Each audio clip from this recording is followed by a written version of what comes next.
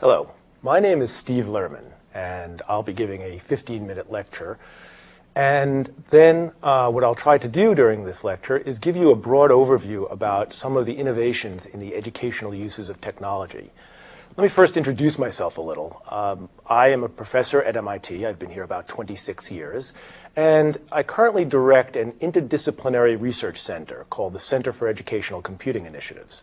This is a center that cuts across all of MIT's schools and departments and tries to undertake innovative research in how different technologies, computer technologies and communications technologies, can be used in educational settings. Most of our work is in higher education, but occasionally we do projects that go beyond that scope. What I thought I would do is first give you a little bit of a sense of some of the opportunities that we as a group have been exploring. And they really have to do about changing how we think about teaching and learning. And so I've shown a slide up here which contrasts two different ways of thinking. On the left side, as you look at it, are what we might think of as more traditional ways of thinking about educational processes. And on the right side are some of the ways in which we want to transform that thinking. So for example, we often talk about teaching, and I'd rather focus more on learning, what the student learns rather than what the teacher teaches. Rather than thinking of a teacher necessarily, one could think of an individual who acts more like a mentor or coach in certain settings. Students are really learners. They may not be students in the formal sense. They can be people in industry trying to acquire new skills. They can be individuals at home. We normally think of teaching as a synchronous process. You and I are in the same place at the same time while we're learning. When in fact, at least right now, we're not. I'm teaching this lecture or this piece in a studio here at MIT, and you're watching it somewhere else at a totally different time. So a lot of teaching and learning can be thought of as less as a synchronous activity and more of an asynchronous one. Too much of education, at least in my view, is passive. We put students in classrooms or in lecture halls in higher education, and we talk to them. There's been a strong move to changing that relationship where the student becomes far more active, an active participant in his or her own learning. And we also have gone very much from a scheduled learning, there are classes at certain hours, to much more ability to learn on demand, when you need it, where you need it.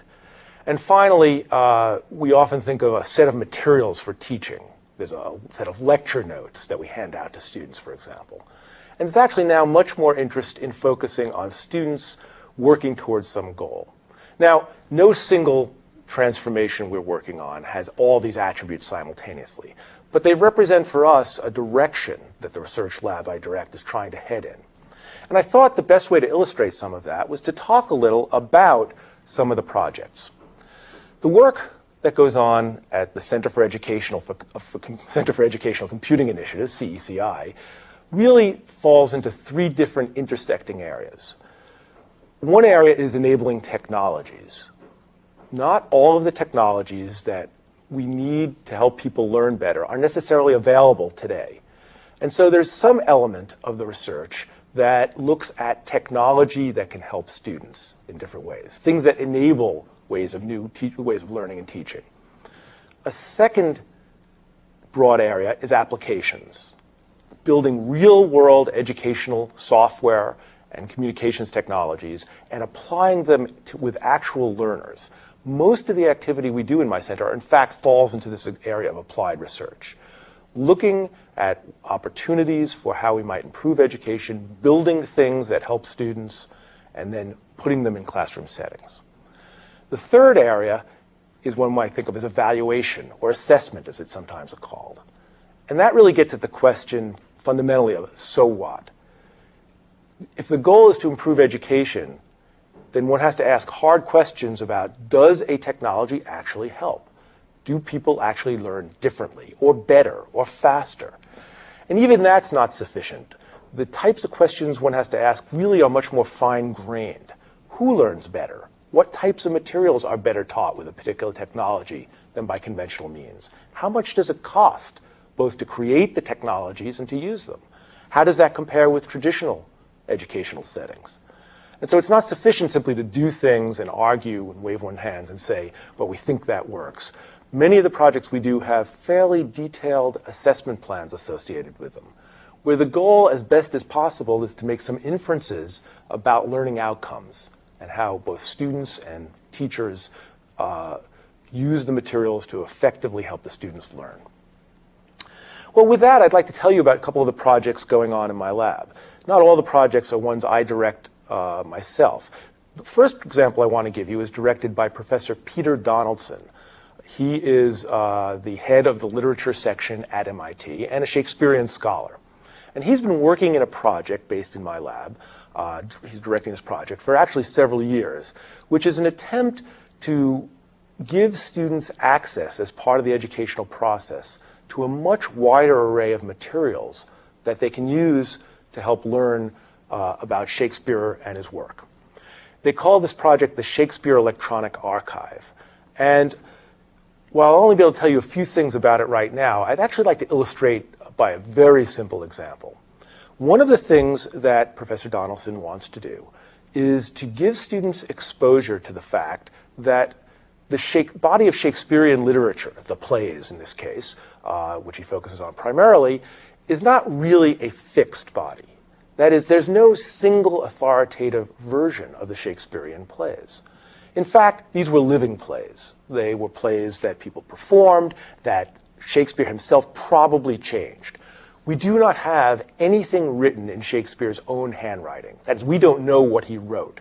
What we do know is what was published, some of it contemporaneously during his life. And there are actually multiple versions of some of the plays. And perhaps the most famous of all lines in one of the plays is from Hamlet. And in a version, the printed version, called the First Folio edition, Hamlet says, "To be or not to be? That is the question." This is the line that those of us who grew up in the English-speaking world all learned, and that was the way we all thought about Hamlet. But what Professor Donaldson tries to do is make students aware that there are multiple versions. And so what he's done is digitized some of the existing copies of the earliest printed work of Shakespeare. And so this slide you can look at now has the First Folio edition slide. And this is actually a digitized version at high resolution of that particular quotation from Hamlet. And then it goes on in the normal way. Well, it turns out that there's another edition called the First Quarto edition, which in its earliest printed version, actually predating the Folio edition, says, "To be or not to be? Aye, there's the point." It's a different line from the one that we've all learned. And what Professor Donaldson wants to do is explore the subtle questions about, well, first of all, which is right? Well, the answer probably is both. At various times these were performed. Why are they different? How did they come to be different? What might have happened? We don't know for certain, but what might have happened to lead to these two divergent editions? Now, if you look at the quartos and folio editions, there are many cases where there's significant divergence, not so much necessarily in a single line, but in fact groups of lines. The quarto editions are highly condensed. The folio editions probably come closer to the full play. But what he wants to do not so much is tell the students what's right or wrong, but stimulate a very different discussion revolving around these close to original source materials. This is the best that we have in terms of source materials. And so he's actually created digitized editions of all the plays. That is the full First Folio and the First Quarto, and actually there's another round of publications called the Second Quarto editions. He's gotten access to the very small number, some of the very small number of these that actually exist today, and he's created high-resolution digitized versions of them with permissions of the owners, and he uses those as discussion materials. And then he's carefully indexed those against things like the Oxford English edition of the plays. And so what he's created is a highly linked set of materials that can serve as the foundation for a very different discussion than would normally go on in a Shakespeare course. This is a screen that you'll probably have trouble seeing right now, but this is an example of the complete interface. You get at these materials through a web browser. And what I wanted to illustrate here, on the right side, you'll see part of a performance. In addition to looking at the plays, he's digitized versions of the actual performances of the plays, focusing particularly on Hamlet. And he's been able to get access to a whole range of Hamlet performances, including some that aren't even in English. One of them is a Swedish performance. And so he's able to link the text of the plays to performances of those plays, and then compare how different actors have interpreted important roles. This then leads to a very different discussion, because a play is not a piece of text. A play is a living thing that is meant to be performed by actors in a particular setting. Different actors with different directors interpret the words of Shakespeare, to the best we can reconstruct those words, differently. And he wants to bring early in students' education this idea. Then finally, he's also brought together a body of thousands of pieces of art that relate to the Shakespearean plays. Some of this is contemporaneous to Shakespeare's time, the Elizabethan era, and then others are renderings of various plays in different time periods when they were performed, or pictures of different actors or different settings. And so he's able to bring to bear a rich, extensive body of materials to talk about Shakespeare with his students. Another project is something we've been working on, which tries to bring together a collection of film about modern China. When I say modern China, I really mean Revolution and later China. We've been working with a film company called Longbow Productions. Longbow is an independent documentary film production company that does perhaps the best independent documentaries about China. They've won many awards in their work, and they have graciously made available their complete film library. Not just the documentaries that they produced themselves, but the films that they used before they cut together the documentary. For every hour of documentary, there might be 100 or more hours of source video and film. And they have agreed to allow us to work with them. They, of course, still own the film, but to digitize portions of it and to then create on the internet various representations of that so that people can search this archive. And we've been working with them. We've developed what I would call a prototype. We have not yet done a complete project. But I wanted to show you some pieces of this on slides. So one of the things we've done is created a searchable archive. And what we've done with them, and actually they did most of the work on creating these indexes, is created a two-tiered indexing hierarchy. There's a set of topic areas, things like actions, places, people, education, history, festivals. And for each of those categories, we've created a set of keywords. And we've indexed portions of their film collection against those keywords, down to small segments. So a single documentary might have as many as 20 to 50 to 100 segments, each of which was indexed separately. So this is the search screen. And so a user can put together a search across various topics. For example, one of the documentaries they did had a segment that went into a village, a rural village, and interviewed many of the older women who had, of course, grown up as young girls before the revolution. And these were women who had gone through the traditional foot binding that was not uncommon in pre-Mao China.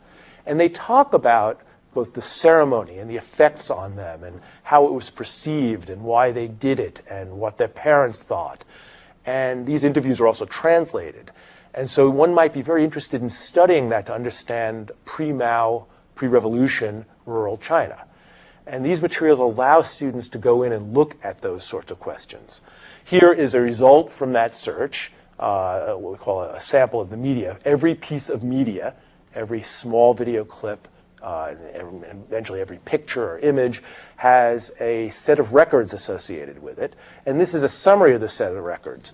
So the student gets a summary about the record, where it came from, that's what documentary or what part of a larger piece of film or video it came from. And then, and most importantly, they can watch that sample of media. There's a little video player on the right side of this screen that allows the student or the professor teaching from these materials to bring up those materials and show the students. So this allows the students to explore these materials on their own, asynchronously, to do research basically into these materials. Another thing they have done is created what they call tours. And Professor Peter Perdue has been working on this. He's in the history section of the MIT Humanities Department. And Professor Perdue has created from these materials what we're calling tours. A tour is an organized walk, basically, not a physical walk, but a virtual walk through a collection of materials. And so what he's done is organized subsets of the Longbow collection into meaningful multimedia essays. And so here is a screen from a tour we put together about Tiananmen Square.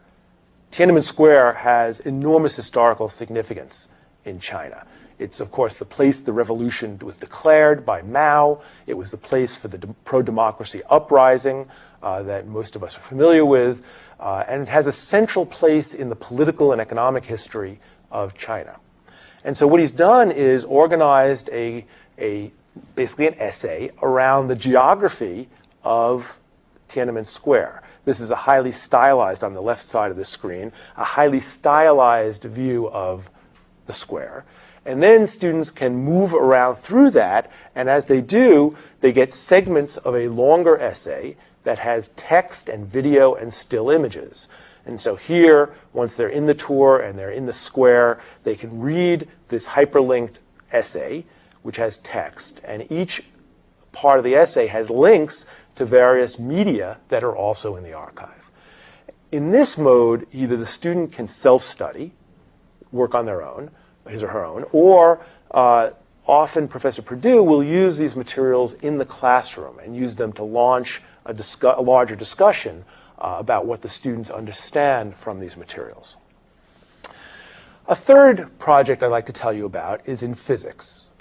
For those of you who are not from MIT, all MIT students have to take 2 semesters of physics, all undergraduate students. And for many students, this is the most rigorous exposure to physics they have ever had. In the first semester of physics, they study what basically you might think of as Newtonian mechanics. This turns out, at the pace we teach it, to be a difficult subject for some group of students. And Professor Richard Larson, working with Professor Walter Lewin, who actually teaches this course many times, has taught in the past, have been developing something called PIVOT, which is the Physics Interactive Video Tutor. The PIVOT project is an attempt to bring together a very large, highly interlinked set of materials to help students who are trying to learn Newtonian mechanics. And what they've done is they've assembled a very extensive collection of video and text and graphics and other materials, index them against the flow of the actual course itself. So as the course moves from lecture to lecture, each lecture corresponds to a set of keywords. In addition, they've done things like videotaped help sessions. Professor Lewin gives basically hour-long help sessions during most weeks. In a help session, what he might do typically is solve between 4 and 8 different problems that illustrate the key principles being taught that week. These are problems that look a lot like what you might have to do during your weekly assignment if you were a student in this course. So Professor Lewin goes through each of these examples and solves the problems and then talks about the issues and strategies in solving them and how they might actually relate to homework assignments that the students are trying to do during that week. The video tutor also has a couple of elements. But before telling you about those, let me sort of go through some of the hypotheses that we have and that we're now testing about why this subject is difficult and why these materials assembled as we have assembled them might be useful. The first is physics is difficult for many students. And so they need to have much more ability to go over certain subjects again and again. Ideally, they each would have their own personal tutor. And that, of course, is not possible with hundreds of students taking this each semester. Students who even don't have any difficulty, we believe, could learn in much deeper ways if they had access to a tutor who could present things in different ways to them. The traditional mode of teaching these materials, the lecture hall, we believe has very low what you might think of as bandwidth. That is, it tends to be a one-way flow of communication from the faculty to the student. It's highly confined. Students have limited opportunity to ask questions. The whole lecture lasts 50 minutes, 3 times a week. And so the lecturer is generally forced to move at a pace that works for the typical student, which tends to be a little slow for the very talented student and too fast for the less talented or student who's less familiar with the materials. Ideally, students ought to be able to navigate through this material in ways that best suit their own pace. And also, the reality is that in large classes, students have limited face-to-face contact with the teacher. They can go to office hours, there are recitation sections in smaller groups, but the truth is that for the most part, most students learn in a relatively passive way. Well, what Pivot tries to do is change that by providing an efficient, economical collection of very rich media. What we've done is we've taken these problems, these help sessions, we've digitized videos of all the lectures. There's about, in a typical semester, between 36 and 39 lectures. We have taken a textbook, one of the published textbooks, and created an electronic version of that. And then the most important thing to do is that we've linked all these materials together so they are searchable. In addition, one of our graduate students, Stephen Nimchek, has been working on agents, software agents, which is a category of software that watches what people do and watches what people say they want, and makes forward predictions and does things that would be useful for the student in this case, or whoever's using them. So one of the so-called agents, software agents that Steve Nimchek has developed, watches what students have used in the Pivot collection, and then combs through the collection and makes predictions about what additional things in the collection the student would find most useful at that moment. So, for example, if the student is looking at material that is very advanced in a particular field, say angular momentum, the tutor would look ahead and say, okay, I can find other materials that have the quality that they're highly advanced, that is, they're not more introductory, and that they deal with angular momentum. If, on the other hand, another student is looking through the Pivot collection and is focusing most of his or her time on the more introductory or prerequisite parts of the collection, the videos and other materials, then the tutor will begin to identify that as a characteristic, and at least for the next few sessions would be presenting possibilities that the student could choose that match those criteria. So for each student, the tutor builds a model of that student's current state, what the tutor thinks they know and doesn't know, and tries to present to that student options that best meet what the tutor thinks are the student's needs at that moment. So Pivot has a software agent that guides the learner. This agent keeps track of the student from session to session and offers advice to the student. The last thing I thought I would tell you about is a broader look at educational technology at MIT. MIT has something called the Council on Educational Technology. This is a council appointed by Robert Brown, the provost, and has been meeting periodically to try to help guide MIT in a long-term strategy for how to use educational technology. This has been looking at a broad range of strategic options. Basically, this is the place where MIT as a university tries to look ahead and to determine what things make the most sense for us as a university in the area of educational technology.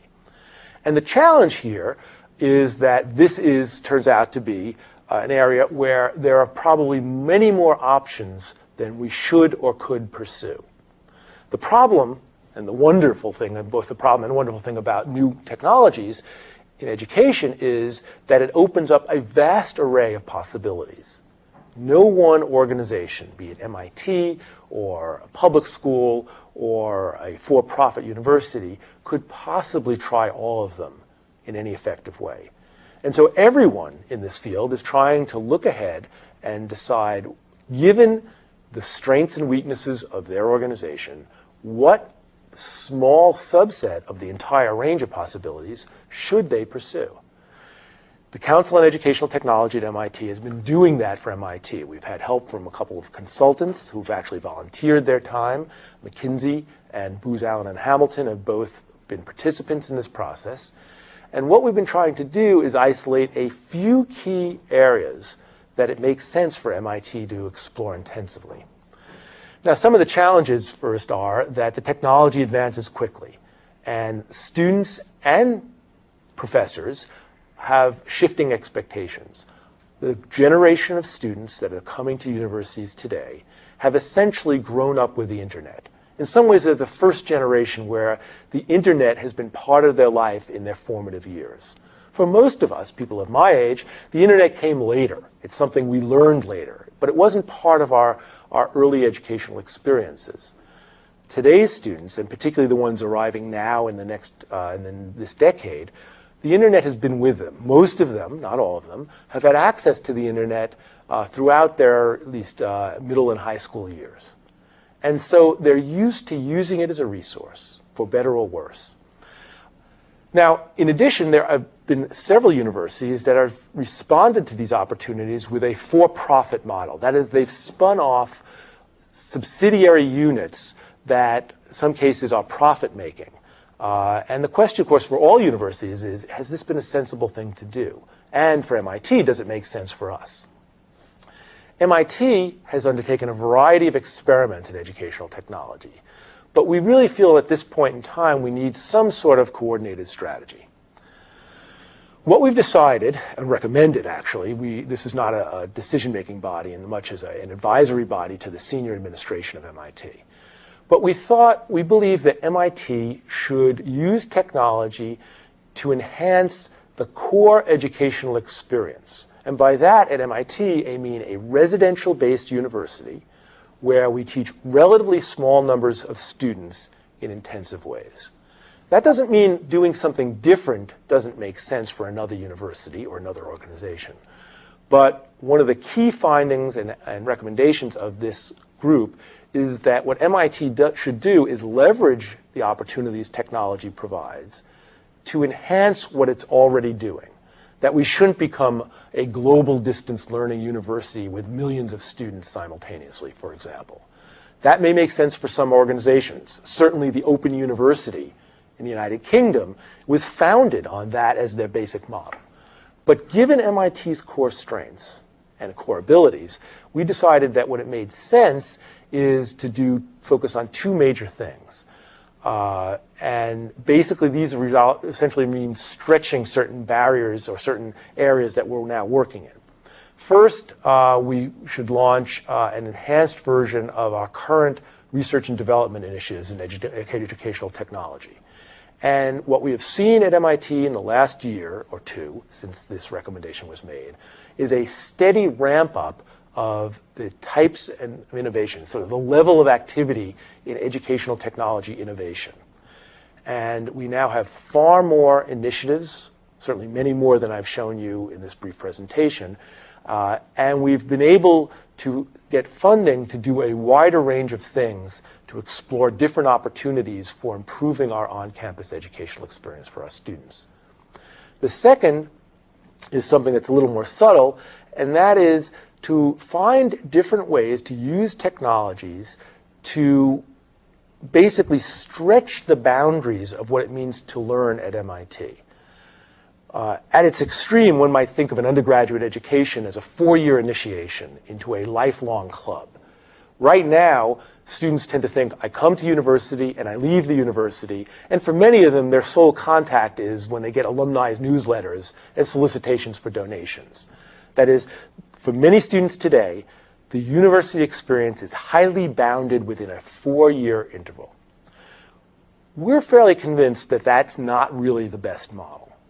that particularly for our students who are intensively involved over their lifetimes in engineering and technology, over about 2/3 of our students, undergraduate students, major in engineering, and roughly 20%, more or less, major in science. These are fields that change rapidly, and what the students have learned in their 4-year undergraduate experience will be, to a large extent, outdated, particularly the base knowledge, the facts. Of course, what we really hope is they've learned a way to learn that will last them a lifetime. And so what we're trying to do now is to shift into much more activity to provide opportunities for lifelong learning. We've been working with our Alumni Association. We have a concept called Knowledge Updates that provide opportunities for learners beyond the 4-year experience. We also have been trying to find ways to use technology to make it easier for students to be off the campus at various times.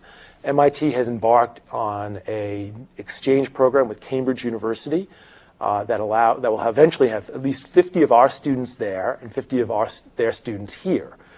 And part of what makes that possible is the ability to take courses.